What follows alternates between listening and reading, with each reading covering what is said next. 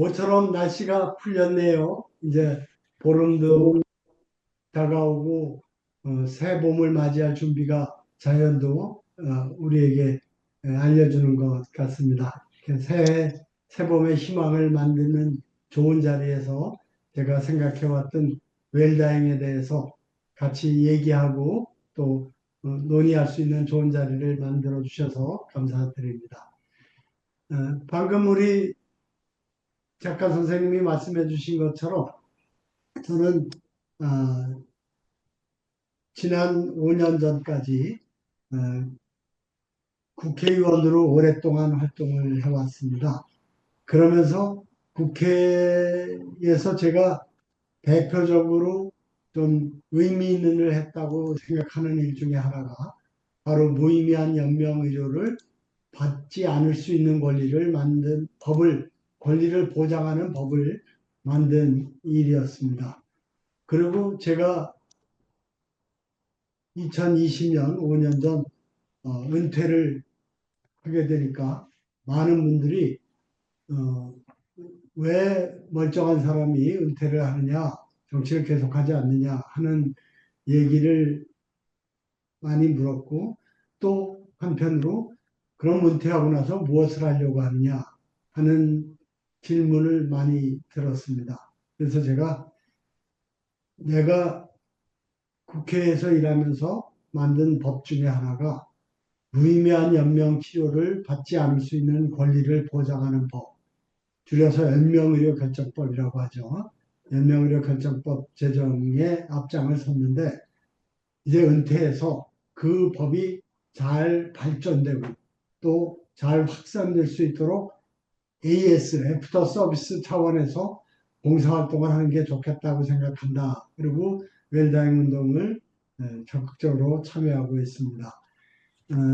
그동안의 웰다잉에 대해서 제가 생각하고 또 소개했던 그러한 내용들을 모아서 이번에 마지막 이기적 결정이라는 책을 출판하게 돼서 그 책의 내용을 중심으로 오늘 여러분과 함께 웰다잉의 의미와 또 실천적인 과제에 대해서 얘기를 해보도록 하겠습니다.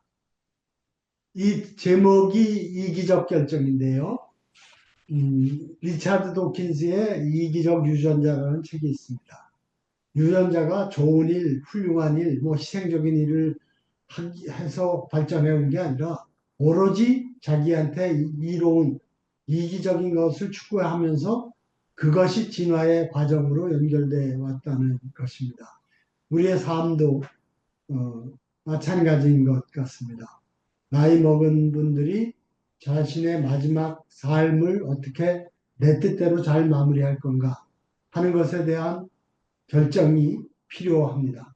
그 결정은 이기적이어야 힘을 받습니다. 나한테는 손해인데 우리 가족에게 도움이 되니까 사회에 도움이 되니까 이런 것은 좋은 뜻이지만 크게 확장력을 갖기가 어렵습니다. 철저하게 나에게 이로운 것, 이기적인 것이지만 그것이 결국은 우리 가족에게도 도움이 되고 우리 사회에도 도움이 되는 것이 바로 어, 이기적인 결정이고 그러한 이 마지막 이기적 결정이 우리가 맞아들여야 하는 삶의 마지막 단계들, 죽음과 관련된 일들에 대한 준비와 결정이라고 얘기할 수가 있습니다. 이 책의 핵심 내용은 아름답게 삶을 마무리하기 위해서 5가지 중요한 결정을 할 필요가 있다. 하나는 유언장을 쓰는 일이다. 또 연명치료를 받을지 안 받을지를 결정하는 일이다. 또 내가 연명치료를 받지 않았을 때 호스피스 등의 돌봄을 어떤 것을 구체적으로 원하는지 한번 머릿속으로 생각해보고 표현해보자. 그리고 이제 지금까지 열심히 살아온 내 삶을 잘 정리를 해보자. 인생 노트를 쓰고 생애부를 만들어보자. 이런 얘기입니다. 그리고 또 내가 세상을 떠날 때 내가 바라는 추모의 방식은 어떤 건지, 또 장례에 대해서 우리가 생각해 볼 일들은 무엇인지 얘기해 보자는 게 이 마지막 이적 결정의 주된 내용입니다. 흔히 웰다잉에 대해서 얘기를 하면 웰비잉도 힘든데 무슨 웰다잉이냐 이런 얘기들을 많이 듣습니다. 그런데 웰비잉과 웰다잉은 나눠지는 것이 아닙니다. 하나입니다.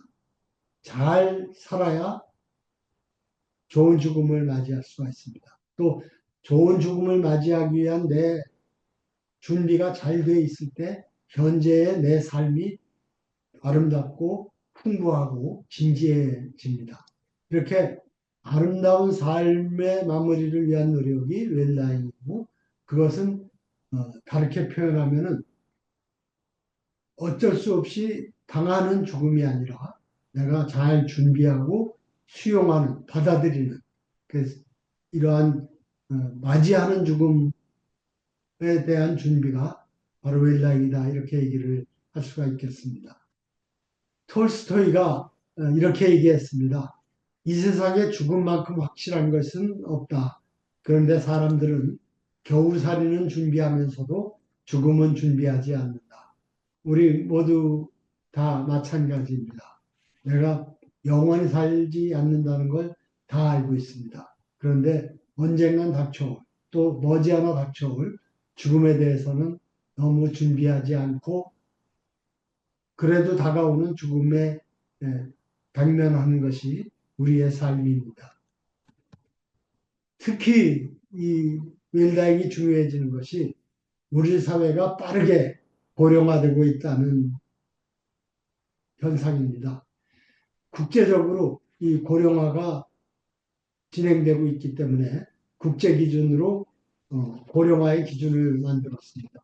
그것이 전 인구의 7% 이상이 65세 이상의 노인이면 늙어가기 시작한 사회, 그래서 고령화 사회라고 명칭을 합니다.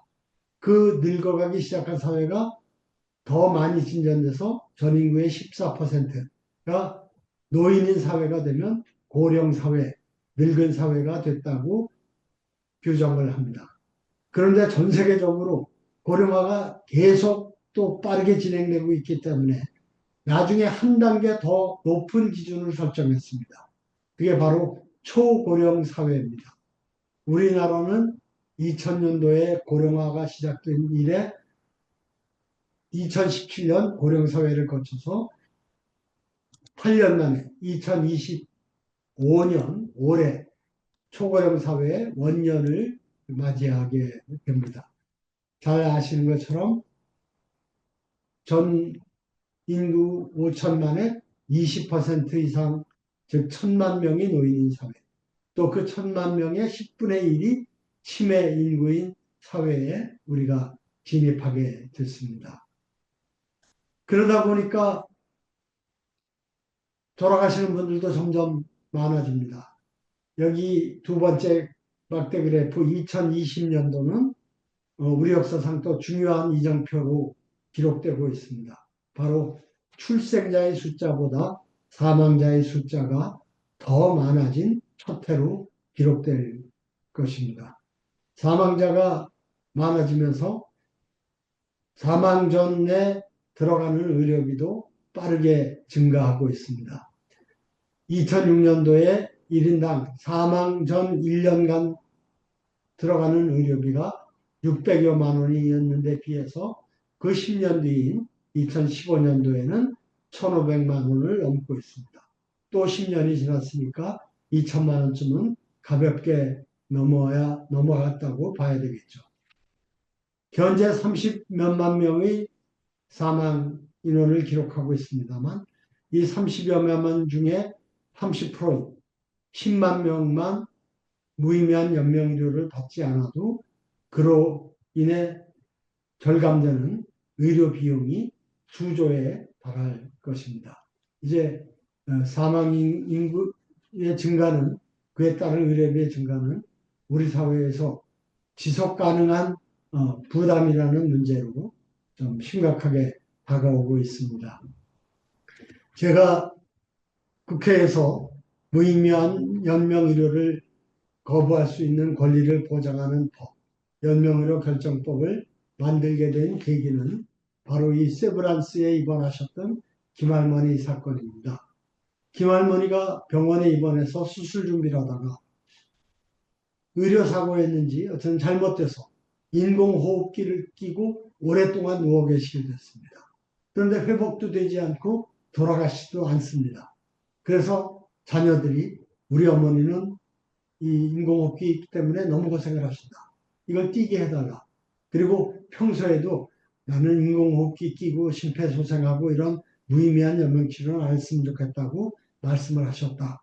하고 병원 측에 요구를 했습니다. 그런데 병원은 인공호흡기를 띄면 처벌받기 때문에 불가능하다고 대답을 할 수밖에 없었습니다. 그래서 할 수 없이 대법원까지 가서 가족이 승소 판결을 했습니다.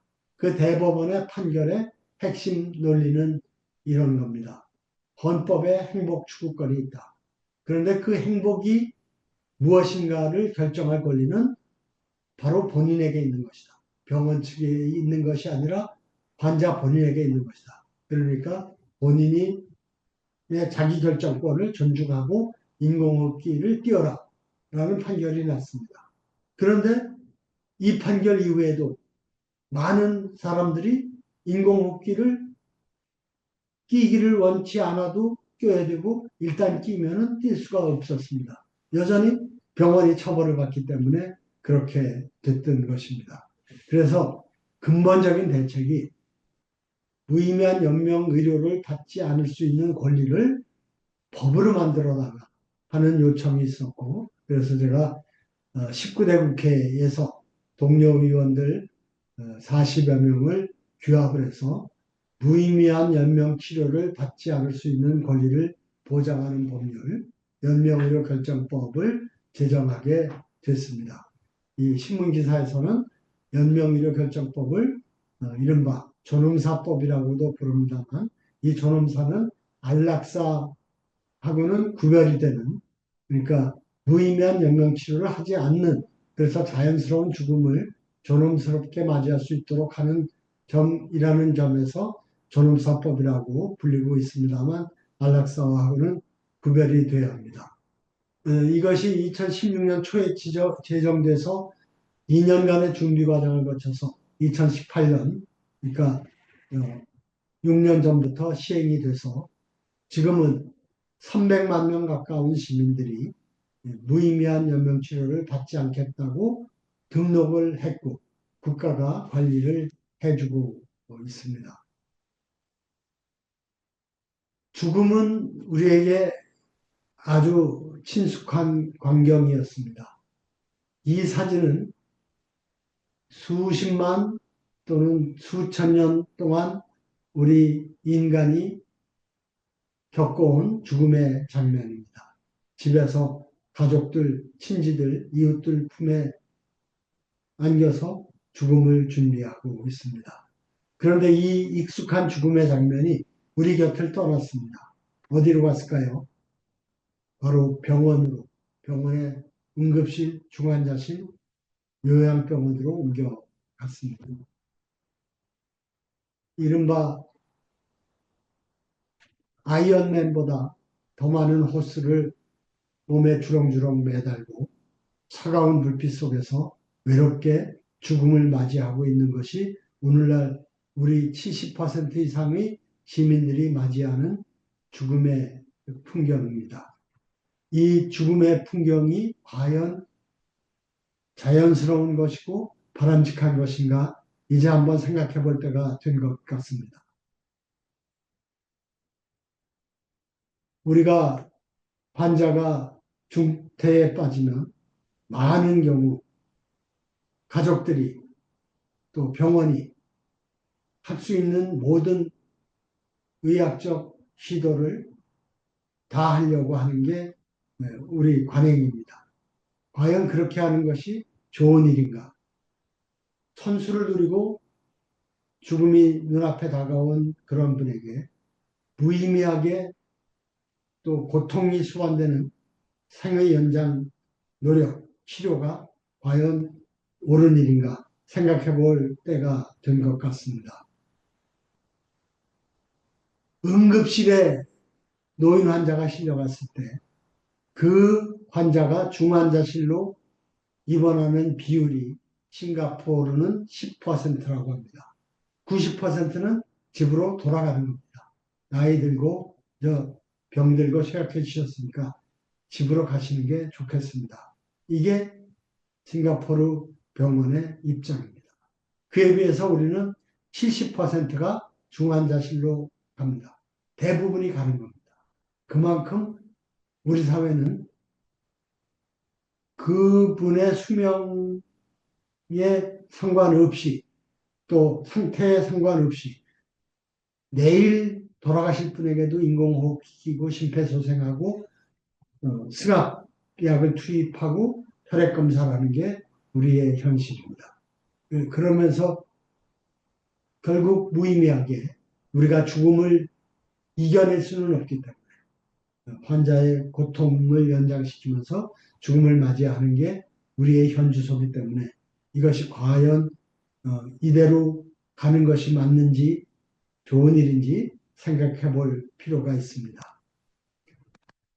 인생의 모든 단계에는 준비와 결정이 필요합니다. 아마 탄생의 신비, 이 과정만이 우리에게 준비가 불가능한 또 준비와 상관없는 단계일 것 같습니다.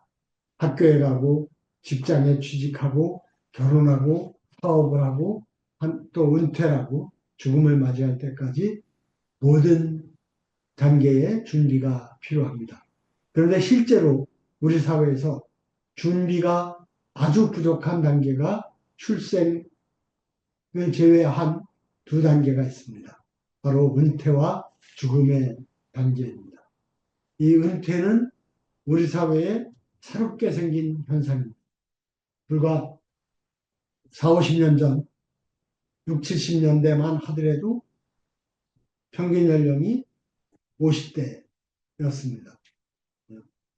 이제 평균 연령이 80을 훌쩍 넘어서 은퇴하고 환갑잔치 받고 치르고서도 20년, 30년을 더 살아야 하는 새로운 시대가 열렸습니다. 이에 대한 준비가 너무나 안 돼 있습니다. 개인도 안 돼 있고 사회도 안 돼 있습니다. 할 일이 없이 갈 데가 없는 상태에서 20년, 30년을 살아야 되는 새로운 환경, 철저하게 준비하고 또 결정함으로써 내 삶이 떠밀려가는 삶, 의미 없는 삶이 아니라 정말 당당하고 내 뜻대로 내가 주관해 나가는 그러한 삶이 될 수 있도록 많은 준비가 필요합니다. 죽음에 대한 준비도 마찬가지입니다. 준비를 했을 때 아름다운 죽음임은 몰라도 평온하고 또 안정된 상태에서 죽음을 맞이할 수가 있을 것입니다. 이 은퇴와 죽음의 준비가 부족한 사회, 우리 사회가 웰다잉을 운동을 통해서 좀 더 성숙하고 이렇게 당당한 그러한 사회가 될 수 있도록 함께 노력을 했으면 좋겠습니다.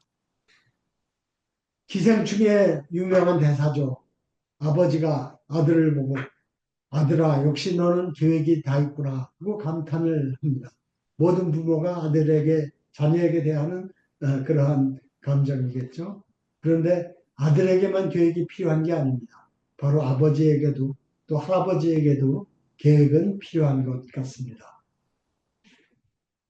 바야흐로 천만노인 시대가 왔습니다. 나이가 먹으면 삶의 질이 전반적으로 또 급격하게 저하될 수밖에 없습니다. 일자리가 없어지고 건강이 나빠집니다. 그런데 이게 어떻게 할 수 있는 일이 아닙니다. 다만 이 삶의 질을 급격하게 저하시키는 요인 중에 하나, 삶의 마무리에 대한 준비가 부재하다는 것, 부족하다는 것은 우리가 마음을 먹고 준비하고 노력하면 발전시킬 수가 있습니다. 아름답게 내 삶을 마무리하겠다는 뜻과 노력을 통해서 어, 노인으로서의 삶을 좀 더 품위 있고 넉넉하고 당당하게 만드는 일이 바로 웰다잉이 추구해야 할 과제입니다. 버킷리스트라는 영화가 있습니다. 보신 분도 있겠지만 다시 한번 봐도 참 즐겁고 의미가 많이 새겨지는 그런 영화입니다. 병원에 입원했던 두 노인네가 치료를 포기하고 마음껏 하고 싶은 일들을 해보자 하는 일을 주제로 한 것이죠. 버킷리스트라는 명칭 자체가 죽기 전에 마지막 죽는 순간 이 바로 버킷 그 동이를 발로 차 버리는 순간인데 그 이전에 내가 꼭 하고 싶은 거를 목록을 만들어서 하나하나 실천하는 일입니다. 이 버킷리스트에는 아주 돈이 많아야 하거나 또는 뭐 건강해야 하는 해야 할 수 있는 일들이 있습니다. 무스탕 셀비로 카레이싱 하기라든가 뭐 스카이다이빙을 하겠다든가 뭐 로마, 홍콩, 타지마할 여행하기 이런 것도 있지만 또 쉽게 마음만 먹으면 할 수 있는 일들이 많이 있습니다. 장엄한 광경 보기, 낯선 사람 도와주기, 눈물 날 때까지 웃기 정말 마음만 먹으면 할 수 있는 일입니다. 저는 새봄을 맞이해서 버킷리스트 한번 만들어 보는 것, 참 인생을 멋지게 만드는 좋은 기회가 아닌가 싶습니다.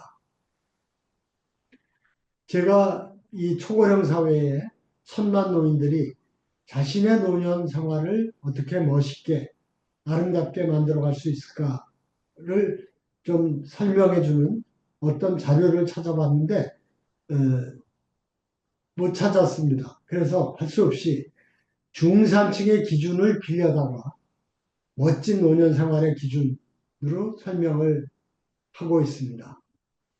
우선 우리 한국의 기준을 보면 희망이 없습니다. 오로지 한 가지죠.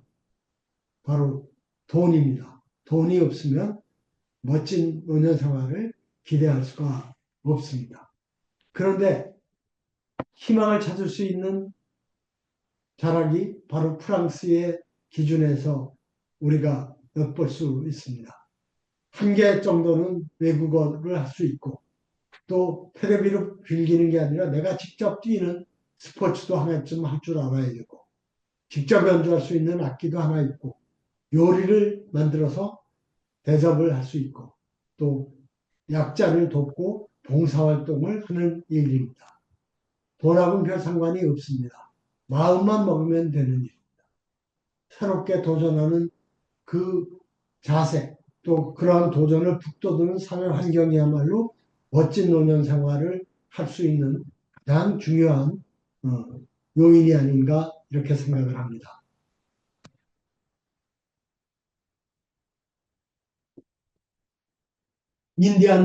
아메리칸 인디안들은 말을 타고 한참을 가다가 일정 시간이 지나면 반드시 멈춰 서서 돌아서서 무언가를 기다린답니다. 무엇을 기다릴까요? 바로 내가 너무 빨리 뛰어왔기 때문에 영원히 따라오지 못할까봐 그 영혼이 도착하기를 기다리는 것입니다. 영혼과 몸이 나눠지면 큰일 아니겠습니까? 그렇게 인디안들의 풍습처럼 노인이라는 것, 나이 먹었다는 것은 열심히 달려온 길을 멈춰서서 돌아보고 다시 한번 그 삶의 의미를 되새기고 정리해서 앞으로 가야 할 길을 보다 의미 있게 만드는 그러한 다지기 작업이라고 생각이 듭니다. 그러한 의미를 고은 시인은 그 꽃이라는 시로 노래를 했습니다. 내려갈 때 보았네. 올라갈 때 보지 못한 그 꽃. 나이 먹었다는 것은 바로 멈춰서서 돌아보고 차근차근 올라온 길을 내려갈 때 보이는 여유, 깊이 이런 것들이 아닌가 생각을 합니다. 이 웰다잉을 실천한 분들이 그 몇 분 소개를 하면은 대표적으로 우리 김수환 추기경님이 계십니다. 연명치료를 받지 않겠다고 당부를 하셨습니다. 또 돌아가시면서 장기 기증을 해서 삶의 마지막 순간까지 다른 생명을 살리는데 노력을 하셨습니다. 불교계에서는 법정 스님이 무소유를 실천한 대표적인 인물로 알려져 있습니다. 연명치료를 받지 않았고 수의도 따로 마련하지 말라고 했습니다. 내가 했던 승복이 바로 수의가 아니겠느냐 이렇게 말씀을 하셨습니다. 웰다잉의 문화 중에 아주 예외적으로 유일하게 극복이 된 문화, 더 이상 홍보와 계몽이 필요 없는 문화가 바로 화장 문화입니다. 이 화장 문화가 오늘날 이렇게 자리 잡게 된 데에는 SK의 전신인 선경그룹의 창업자 최정현 회장님의 역할이 크셨습니다. 화장을 하지 말라고 당부하고 500억의 사재를 들여서 화장장을 지어서 사회에 기부했습니다. 그래서 이제는 화장하는 것이 너무나 자연스러운 풍경이 됐기 때문에 웰다잉의 과제 중에서 유일하게 해결된 과제가 화장이라고 말씀드릴 수가 있습니다. 김춘희 할머니는 기초생활수급자였습니다. 돌아가시면서 옥탑방에 전세금을 전부를 기부했습니다. 그리고 시신 기증을 했습니다. 가난한 자의 작은 등 하나가 얼마나 아름답게 빛날 수 있는지를 보여주는 그러한 사례라고 생각합니다. 이 연명의료에 대한 결정 이외에 또 내 죽음과 관련돼서 내가 결정할 일이 이 장례 문화에 대한 일입니다. 저는 꼭 염을 하고 수의를 입을 필요가 있을까 생각을 합니다. 그것보다는 평소에 내가 좋아했던 양복이든 한복이든 그런 옷을 입고 내가 사랑하는 사람들과 마지막 작별을 하는 것이 더 자연스럽고 아름답게 보이지 않을까 그런 생각을 해 봅니다. 그리고 또 비싼 관, 내일이면 땅에 묻히거나 또 화장장 불 속에 들어갈 텐데 그것 때문에 자녀들이, 가족들이 큰 부담을 지지 않도록 검소하게 관을 쓰고 장례를 치러달라고 당부하면 자녀들이 그 장례를 치르는 데 생기는 부담을 크게 덜 수가 있을 것입니다. 그리고 또 권하고 싶은 것이 조문보 또는 조문보로 사용할 수 있는 상해보를 만드는 일입니다. 작은 두세 페이지의 공간이지만 거기에 내가 태어나서 살아온 일, 즐거웠던 일, 하고 싶었던 일, 행복한 일, 불행한 일을 기록하면 이 작은 종이 소책자 하나가 나를 조문한 분들에게 내 삶이 어떠한 것인지를 가볍게, 간단하게 보여줄 수 있는 의미가 있어서 우리 장례 문화가 추모가 있는 장례 문화로 발전하는 데 있어서 꼭 필요한 일이다. 그리고 내 삶을 정리해보는 일은 또 그에 못지않게 중요한 일이다. 이렇게 말씀드리고 싶습니다. 내 생명에 대한 결정이 사전연명의료 의향서를 작성하는 것이라면 또 하나 중요한 것이 내 재산과 사회적 관계를 정리하는 것이 유언장 쓰기 일입니다. 우리는 유언장을 아무도 안 씁니다. 미국은 성인의 56%가 유언장을 쓴다 그러는데 우리는 1%도 안 쓰는 게 우리의 현실입니다. 흔히들 유언장을 쓰라 그러면 재벌들이나 쓰는 거지 무슨 우리 서민들이 쓰냐 이렇게 얘기를 하는데 재벌들도 안 써서 상속 재판을 하고 있는 게 우리의 현실입니다. 그러면 왜 이렇게 유언장을 안 쓰게 될까요? 지난 수만 년 동안 수천 년의 우리 인류 역사상 쓸 일이 없었습니다. 물려줄 거라고는 가난밖에 없었습니다. 작은 조각집 한 칸 누구에게 쪼개주겠습니까? 그런데 이제는 세상이 달라졌습니다. 쓸 일이 생겼습니다. 그런데도 안 쓰다가 보니까 여러 가지 문제가 생깁니다. 바로 이런 일이 벌어지죠.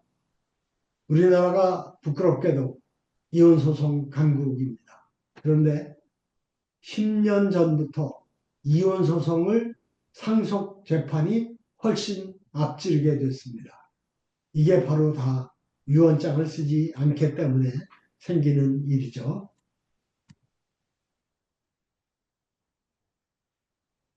유언장을 쓰게 되면 상속 분쟁이 안 일어납니다. 상속 분쟁을 막는 가장 확실한 예방 백신입니다. 유언장을 또 써야 할 이유가 1인 가구가 3분의 1에 육박하고 있습니다. 점점 빠르게 늘어날 것입니다. 유언장을 안 쓰면 내 땀 흘려 모은 내 재산이 엉뚱한 사람, 얼굴도 보지 못한 친척, 조카들한테 갈 수가 있습니다. 이 소중한 재산을 내가 세상을 떠날 때 내 뜻대로 쓰도록 고민하고 실천하는 일, 얼마나 중요한 일이 되겠습니까? 그리고 또 웰다잉의 설계도로서도 유언장은 아주 중요합니다. 아메리칸 인디안이 한 번 멈춰줘서 내 영혼이 내 몸과 떨어지지 않도록 기다리는 일, 그것이 바로 연명의료 의향서를 쓰고 유언장을 쓰는 과정을 통해서 내 삶을 한번 정리해보는 일입니다. 이렇게 내 삶의 중요한 결정을 내리는 그러한 과정을 겪은 사람의 삶에 대한 태도는 그렇지 않은 사람의 삶의 태도와 같을 수는 없다고 생각합니다. 남은 삶이 보다 의미 있고 진지하고 책임 있는 삶이 되기 위해서도 유언장은 반드시 쓰는 것이 필요합니다. 유언장의 대표적인 방식, 또 가장 손쉽게 할 수 있는 방식이 이 자필증서 유언입니다. 중요한 게 이 내용 전체를 직접 내가 펜으로 써야 합니다. 연월일, 성명, 주소, 그리고 내가 상속하고자 하는 재산의 명칭, 주소, 또 몇 평인지 어떤 건지 하는 내용물을 반드시 자필로 적어야 됩니다. 타이핑을 하거나 인쇄물로 하고 이름만 자필로 써서는 안 됩니다. 그리고 사인이 안 된다고 하네요. 도장을 꼭 찍어야 합니다. 이 유언장을 언제 쓰느냐 항상 고민들을 많이 하십니다. 고민하실 필요 없습니다. 지금 쓰시면 됩니다. 필요하다고 느낄 때가 바로 쓸 때입니다. 지금 쓰지 않고 미뤄 놓으면 영원히 못 쓰기가 쉽습니다. 최소한도의 기준으로 말씀드리면 유언장은 건강할 때 맑은 정신으로 써야 합니다. 그래야지 유언장의 효력에 대한 논란이 없어집니다. 유언장을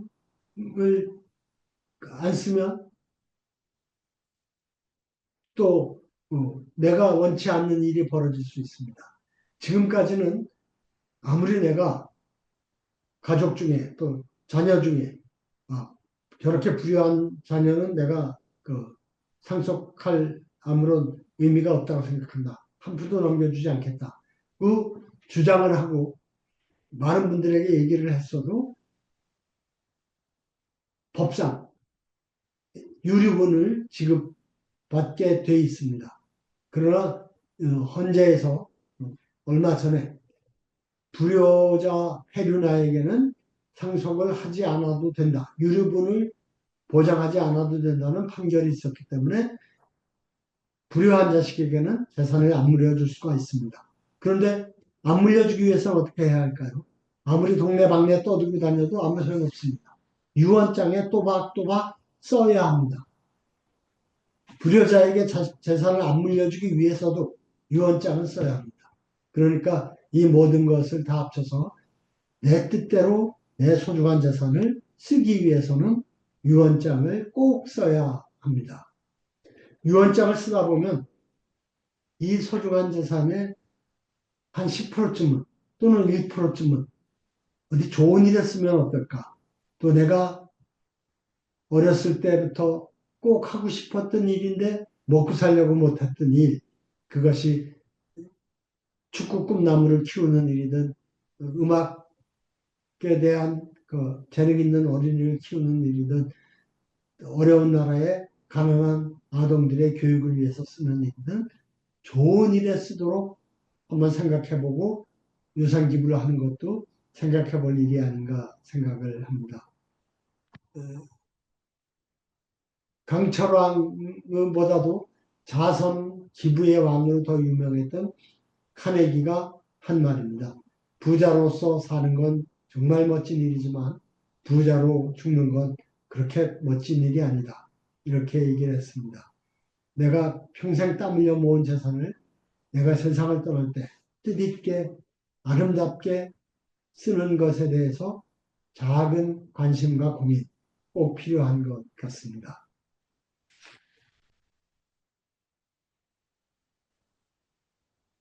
지금까지 내 생명에 대한 결정으로서의 사전연명을 위해서 쓰기, 또 내 재산에 대한 결정으로서 유언장 쓰기를 말씀드렸습니다.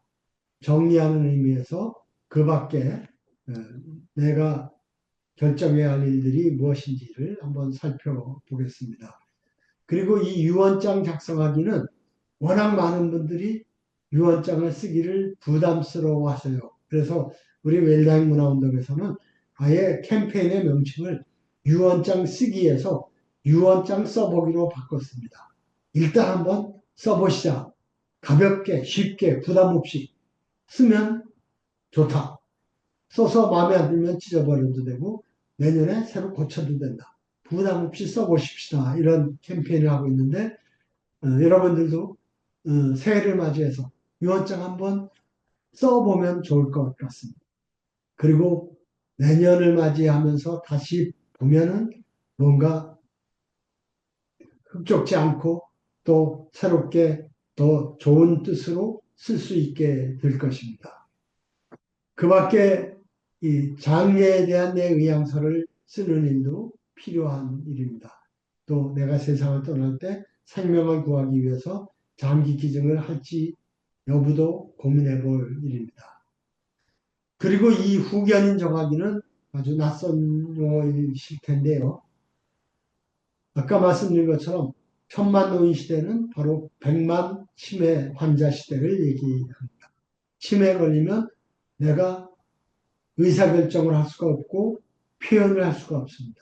그에 대비해서 내 뜻을 존중해서 나를 대신해서 결정해줄 후견 역할을 해줄 사람을 미리 정하는 일입니다. 그 밖에도 여러 가지 생각해 보면 하고 싶은 일, 내가 삶을 마무리하는데 이런 것은 꼭 미리 준비해야겠다. 이런 것들이 있을 것입니다. 그런 것은 앞으로 하나하나 찾아가면서 내 리스트에 올려놓으면 좋을 것 같습니다. 우리의 모든 삶이 잘 준비하고 잘 결정하는 것에 따라서 이루어져 왔습니다. 청년기의 삶, 또 활동기, 장년기의 삶도 마찬가지입니다. 노년기의 삶 또한 열심히 준비하고 결정하고 실천하기 위한 노력이 필요합니다. 프랑스의 시인 폴 브루제는 생각하는 대로 살려고 노력하는 것이 중요하다. 그렇지 않으면 아무 생각 없이 살게 될 것이다 라고 얘기를 했습니다만 우리의 삶도 노년기의 삶도 내 뜻대로 잘 준비하고 결정해서 진지하게 실천함으로써 내 삶이 당당해지고 천만 노인을 안고 가는 초고령 사회가 된 우리 사회도 보다 품위 있고 통합되고 또 활기찬 사회로 발전해 나갈 수 있을 것이라고 생각을 합니다. 새롭게 시작된 초고령 사회를 맞이해서 우리 웰다잉 문화가 우리의 삶을 품위 있게 만드는데 큰 역할을 할 것을 기대하고 또 그러한 노력을 함께 할 것을 기대하면서 말씀을 마치겠습니다. 고맙습니다.